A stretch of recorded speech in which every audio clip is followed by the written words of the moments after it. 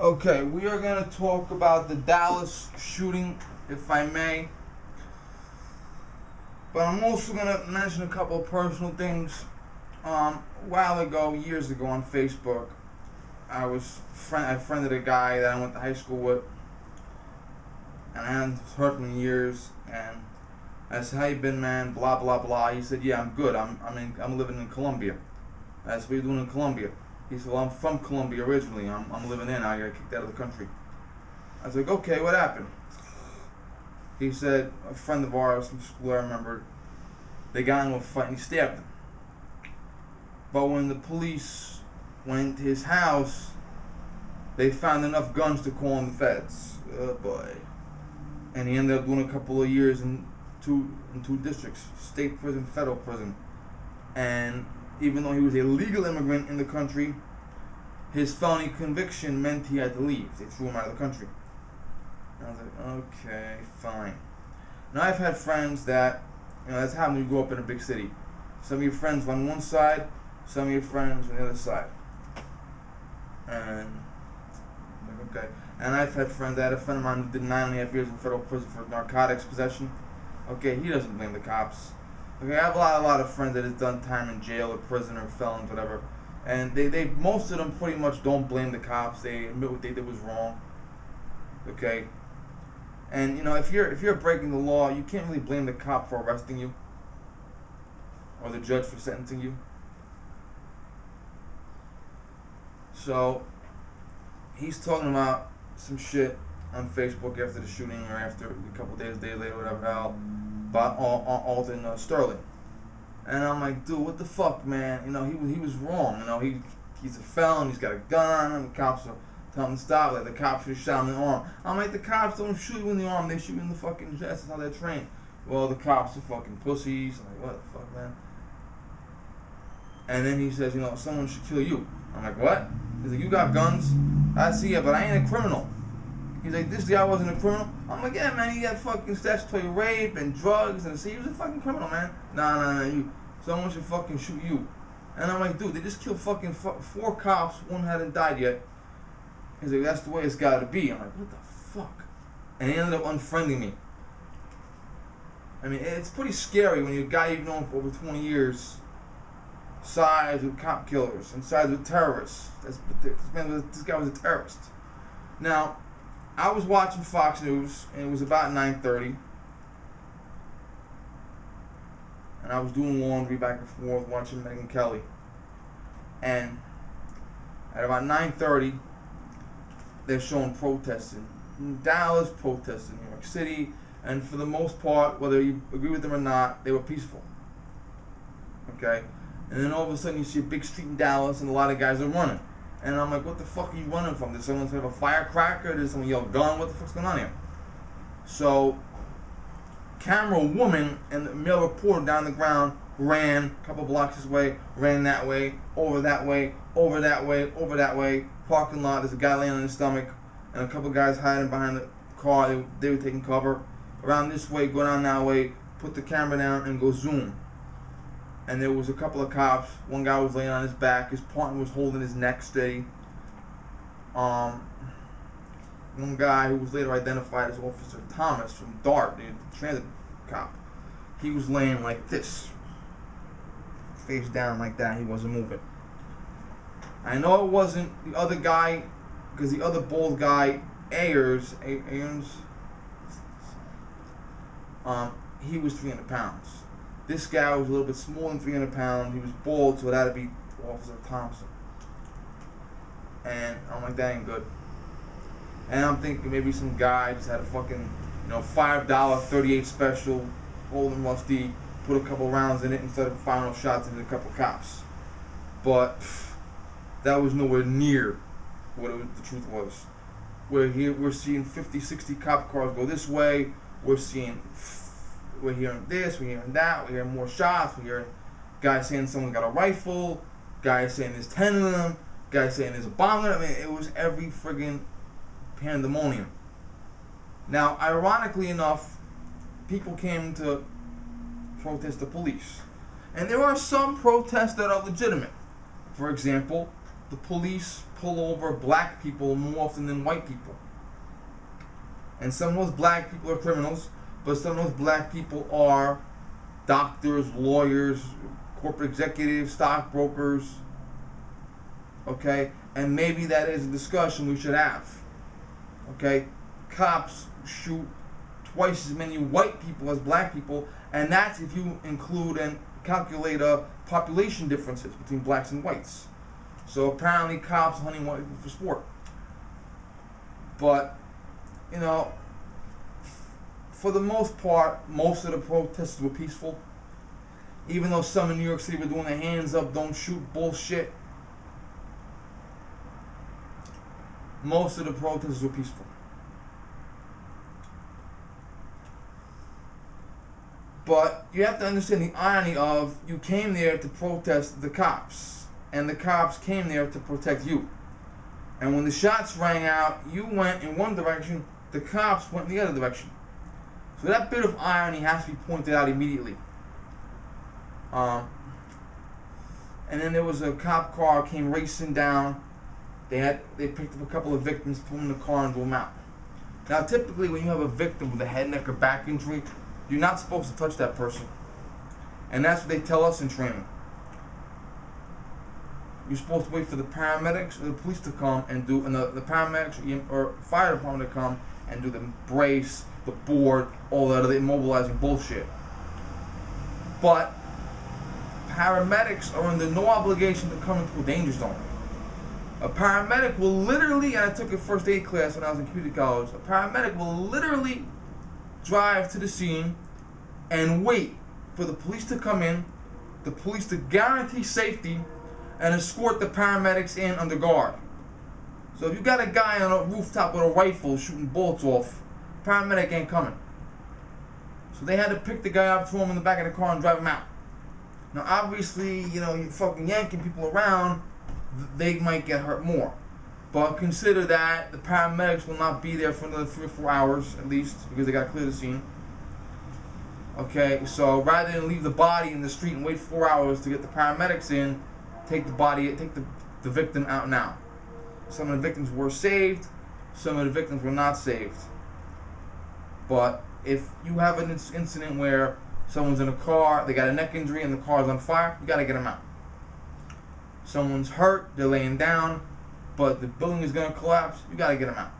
Okay, so every once in a while you got to break that rule and you got to move the person regardless of injury. Okay?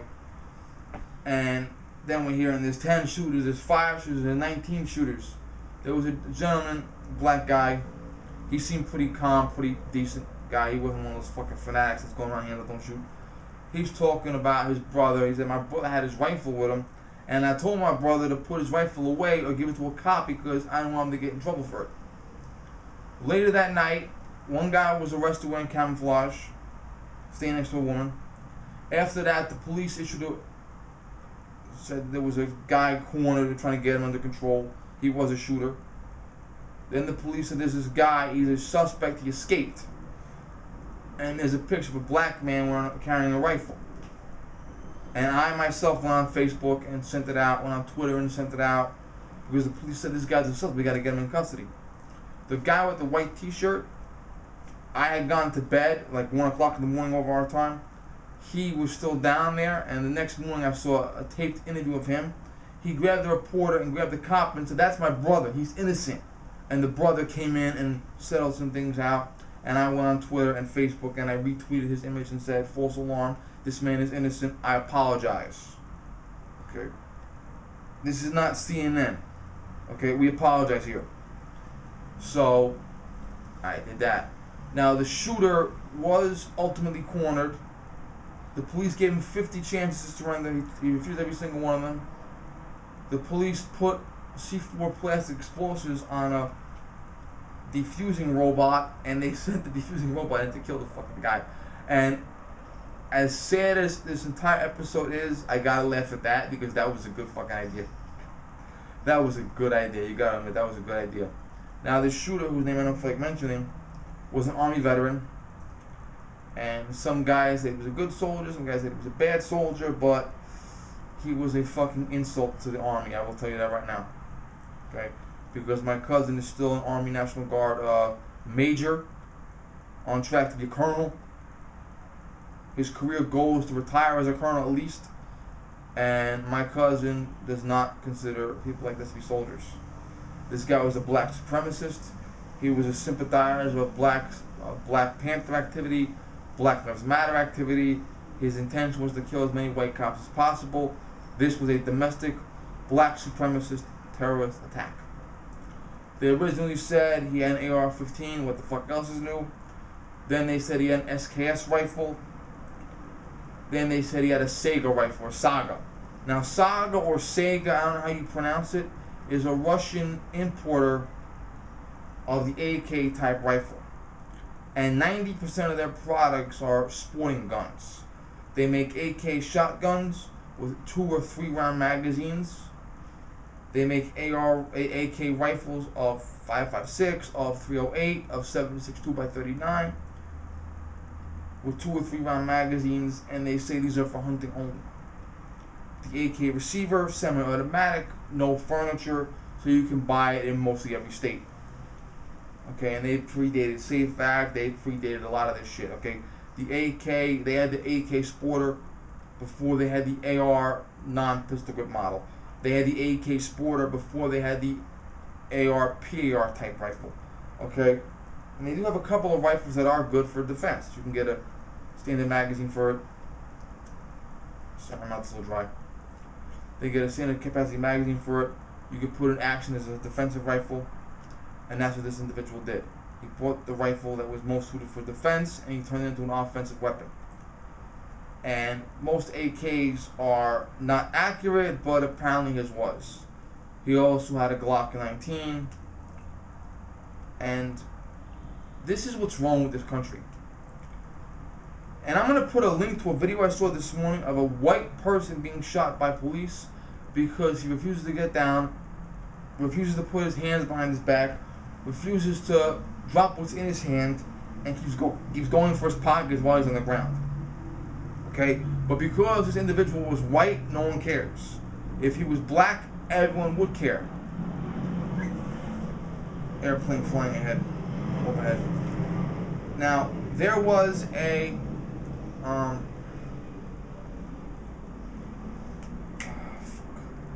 Daily newspaper article the next day. My father bought the Daily News and New York Post, and my mother told him never to bring the Daily News home again. On the cover of the Daily News, after the police shooting in Dallas, is a picture of a little black kid hugging his father, and it says, "Daddy, you next." And there's a whole list of names of black people on there. And some of the black people, like Freddie Gray, died under, shall we say, mysterious circumstances. Some of the black people were flat out murdered. Remember the guy who was stopped by the cop and he ran away and the cop shot him in the back and planted a taser on him? Okay, planted the taser, yeah. And some of the black guys were justifiable. But the day after a police shooting, it is inappropriate. First Amendment aside, it is inappropriate for you to have a list of people, of black people shot by cops. Especially when you mix the list of innocent, because there were a couple of people on the list that should not have been killed. The cop overreacted, or in the case of Amadou Diallo didn't speak English. The cops thought he was a rape suspect. He thought they were robbers. He went for his wallet and was shot. That was when I was a senior in high school, and that was when I first started getting into the self-defense mindset of analyzing every scenario. Okay, and the cops in the Amadou Diallo case were put on trial. That's how we do things in this country. And their lawyer argued it was a tragic mistake. And the jury made their verdict, which happens in America. Okay, so you got guys that were killed because of tragic accidents like Amadou Diallo. Then you got guys who were flat out killed unjustly, like the guy in North Carolina. But you also had guys that were killed justifiably, like Michael Brown, like Tamir Rice, like James Crawford III, like Laquan, the guy in Chicago, the knife Laquan, whatever the fuck his name was, okay? So, that's inappropriate. Especially when I visibly see names of guys that were shot justifiably, and especially when I don't see any white names on there. Because there are twice as many white guys killed by police as black guys, and I didn't see any white names on the list. So the Daily News, my mother said, you're not bringing the house anymore. To my father. Fuck it, you're not doing it anymore. Okay? I refused to read it. If I went to the store, I told my father I'm not going to buy it for you. But it's now banned from the house because of that. And that's the way it's got to be. I mean, if the list had only innocent guys shot by cops, then fine. If the list had white guys and Hispanic guys and Asian guys that were unjustifiably shot, then fine.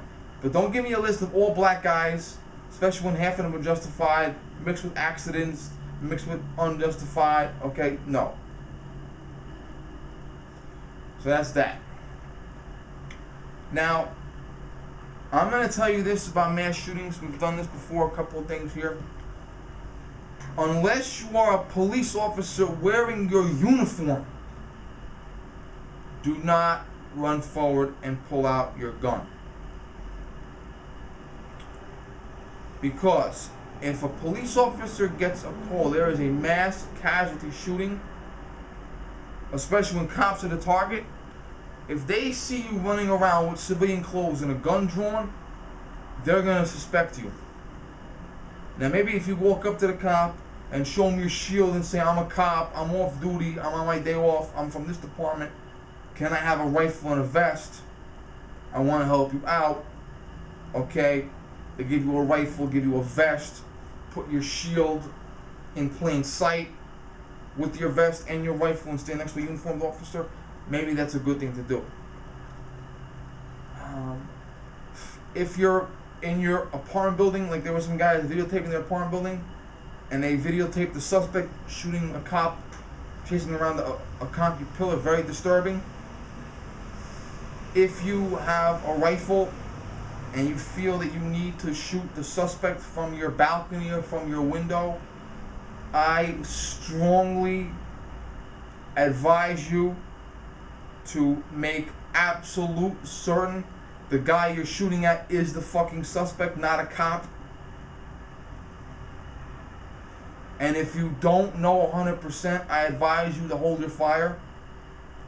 I also advise you, assuming that you're able to take your rifle out of the closet, put it into action, kill the suspect, because if I had a PAR I used, the Detroit PAR, if I had that vantage point with that PAR, that motherfucker would have died.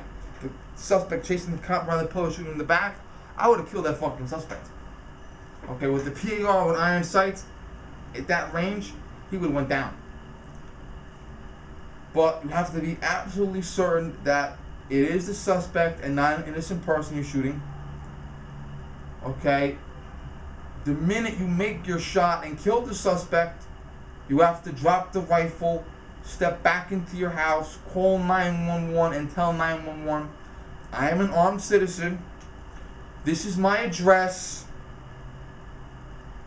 I saw the suspect engaging in police, and I shot him with my rifle from this vantage point.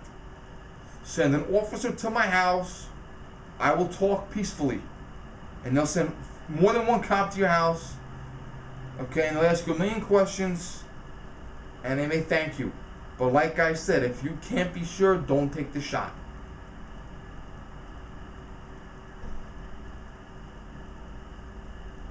Okay, and understand, if you do take the shot, it's entirely possible someone on the ground may see you with the rifle, and they may think wrongly that you're the suspect. Like our friend walking around in public with a fucking rifle on, and his name and his picture ended up on the... Okay, that guy, and he had to come in, his brother had to come in. Okay, so you don't want to be mistaken for a suspect when you're standing on a balcony with a fucking rifle and shooting a guy. Okay, so you make sure that shot is justified. You make sure you can take it, no questions asked. You call it in right after that. Okay, there was video of a security guard in the building, and the cops came in looking for the suspect, and he's videotaping himself as the cops come in. Hands up, friendly. I'm the security guard, I'm the overnight janitor, I'm the building manager. Who the fuck are you? What are you doing here? Okay, visible, clear, hands up. If you have a gun, make sure it's not in your hand. Make sure it's either at your side or hidden. And when the cops come up, say, listen man, I'm the nighttime security guard, I got my gun on me. Okay? It's in my holster, on my hip. I'm not gonna hurt you. I'm friendly. I got my carry conceal license, I got my driver's license. You wanna run my name, that's fine. I'll stay here. If you feel safe about cuffing me, that's fine too. I'll be cuffed.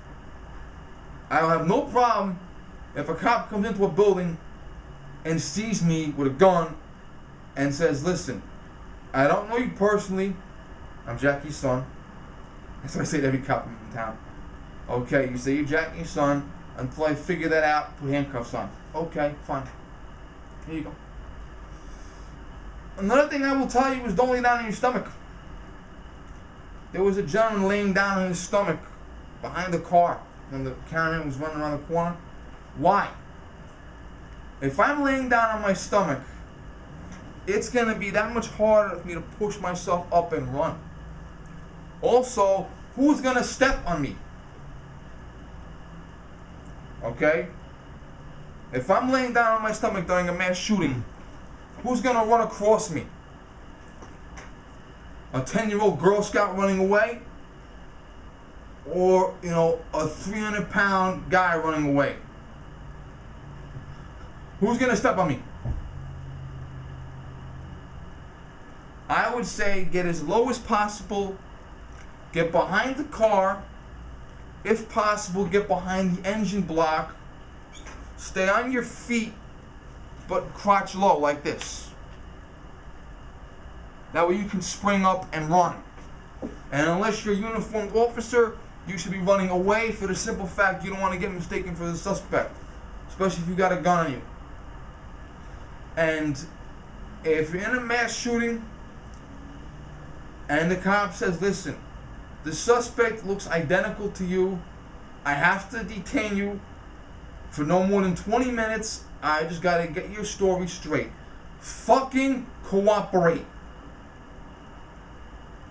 Okay? That gentleman, his brother saw his picture on the news, his brother called the reporter over, his brother called the police officer over, his brother called him and told him to come in and talk to the police. Okay? You fucking do it. Don't make their job harder than it already is. Okay? If they think you're a suspect because you look like the guy or you got a gun on you, okay, you gotta cooperate to make that job easier for them. Okay? Being a dickhead is not gonna solve the problem. And if I got my gun on me and my gun is 100% legal and the cop says, listen sir, we got a mass casualty shooting here, you gotta move back and you gotta give me the gun. And you can pick the gun up at the precinct over the weekend. Or in my case, I'm officially stationed at one precinct. That's where the crossing guard unit is stationed officially, and I'm in close proximity to police main headquarters, and my photo ID gets me in the building. So in my case, if that's the issue, I'd say, okay, tell me where my gun is going to be, and I'll come by and flash my ID and walk right in and get it. Okay, not a problem at all. Okay, the guy's on a rooftop shooting a rifle. Okay, you being 500 yards away with a handgun is not going to make a difference. So if the cop says, give me your handgun, clear out of the area, come back and get it tomorrow, you fucking do it. Okay, I don't want to hear shit out of you. Okay, I don't want to hear shit out of you. And when there's a problem and the cop gives you an order, I want it obeyed. The cop says, listen man, I got a mass shooting, I got a sniper on the rooftop, I want you to walk 500 feet in that direction right now. You do it. I don't want you do it. You do it. Okay? If any police officer, firefighter, paramedic gives you an order, you fucking obey it. Especially in a mass shooting. Okay? And don't yell things to be like fuck the police or fuck the pigs or like that. Okay? That's about it. Thank you.